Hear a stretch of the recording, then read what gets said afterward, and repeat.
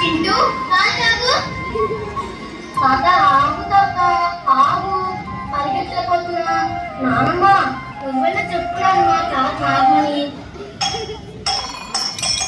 అబ్బబ్బా ఏంటి మామయ్య మీ గోల? అయ్యో పాలన్నీ నేను పాలు చేశారు. అయినా చిన్న పిల్లలతో మీ ఆటలేమిటి? రోజు రోజుకి మీతో పడలేకపోతున్నాను. ఇప్పుడేగా ఇల్లంతా శుభ్రం చేసింది, మళ్ళీ వస్తే అవగ్రహించేస్తారు. చేస్తారు చేస్తారు. అబ్బా ఏంటనే గొడవ? గొడవ చూడండి ఇల్లంతా ఎలా చేశారో. చిన్నదే కదా, ఎందుకు గొడవలు? గొడవలు కాదు, ముందు మనం ఏం మాట్లాడుకున్నామో అది వీళ్ళతో చెప్పండి. చెప్తున్నా రాధా. కుదరదు, ఇప్పుడే చెప్పండి. రాధా ఏంట్రా రాత దేని గురించో మాట్లాడమంటుంది? ఏ విషయం గురించి? అంటే నాన్నది చెప్పరా.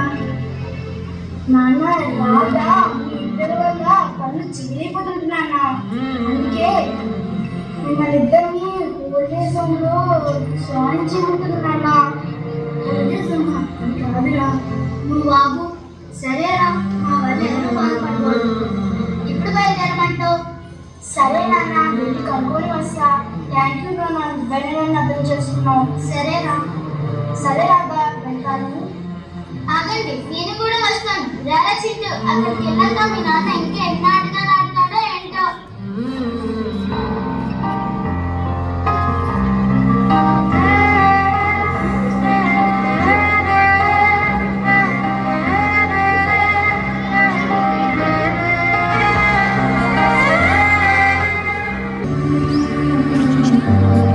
మేడం ఎవరో వచ్చారు. నమస్తే మేడం. నమస్తే, చెప్పండి. అంటే మా నాన్నని అదే మీరు మేడం మా అత్తయ్య మామయ్యని ఓల్డ్ ఏజ్ హోమ్ లో జాయిన్ చేయాలి. అసలు ప్రాసెస్ ఏంటి మేడం? ప్రాసెస్ ఏం లేదమ్మా.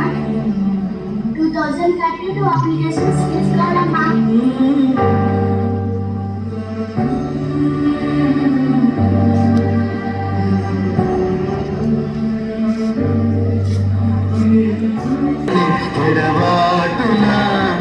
కసిరే వేదనలోన మసిలే ధైర్యం లేని పసివాణ్ణేలే ఇంకా ఎదమాటునా మదిలో ఎంతో దిగులే ఉన్నా నవ్వుతూ నన్నే పెంచావు కరిగే మైనం నువ్వవుతున్నా నిసిలో వెలుగై నడిపావు నాన్న.